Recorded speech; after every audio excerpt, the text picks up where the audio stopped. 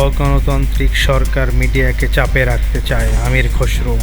BNP চেয়ারপারসনের উপদেষ্টা আমির খসরু মাহমুদ চৌধুরী বলেছেন, অগণতান্ত্রিকভাবে যেই ক্ষমতায় থাকুক না কেন একটা পর্যায়ে গিয়ে তারা টিকে থাকার জন্য এবং ক্ষমতা অব্যাহত রাখার জন্য মিডিয়াকে চাপের মধ্যে রাখতে চায়।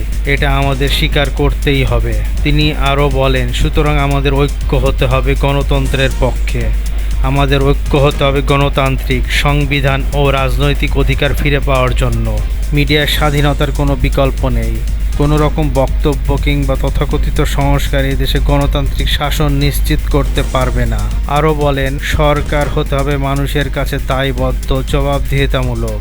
আমরা একটি সুষ্ঠু ও নিরপেক্ষ নির্বাচনের মাধ্যমে বাংলাদেশে গণতান্ত্রিক শাসন ব্যবস্থা ফিরিয়ে আনতে চাই।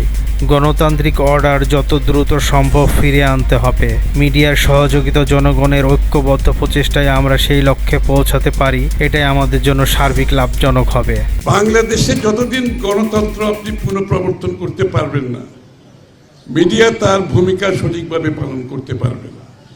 গণতন্ত্র এবং মিডিয়া হাতে হাত মিলিয়ে চলে এবং গণতন্ত্রের যত বেশি অনুপস্থিতি থাকবে, গণতান্ত্রিক অর্ডারের যত বেশি অনুপস্থিতি থাকবে, গণতান্ত্রিকভাবে নির্বাচিত সরকারের অনুপস্থিতি যত বাড়তে থাকবে, আপনি দেখবেন মিডিয়ার উপরও চাপ বাড়তে থাকবে।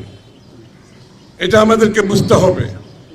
অগণতান্ত্রিকভাবে যে কেউ থাকুক, তারা একটা পর্যায়ে গিয়ে তারা থাকার জন্য, ক্ষমতা অব্যাহত রাখার জন্য বিভিন্ন চাপের মধ্যে মিডিয়াকে তারা চাপে রাখতে চায়। আর কোনো বক্তব্য, কোনো রিফর্ম এটা দিতে পারবে না যেটা আপনাকে গণতান্ত্রিক শাসন দিতে পারবে। কোনো রিফর্ম দিতে পারবে না।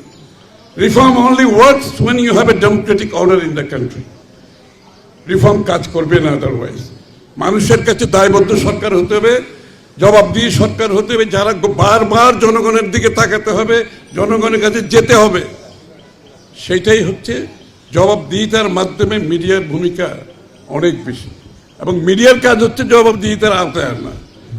যেভাবে নির্বাচিত সংসদে জবাবদিহিতা হয়, মিডিয়াও কিন্তু আরেকটি অংশ। এখানে তারাও কিন্তু জবাবদিহিতার একটি নিশ্চিত করে মানুষের কাছে। সুতরাং আগামী দিনে আমরা ঐক্যবদ্ধ। প্রতিবেদন দৈনিক আর নিউজ, ঢাকা।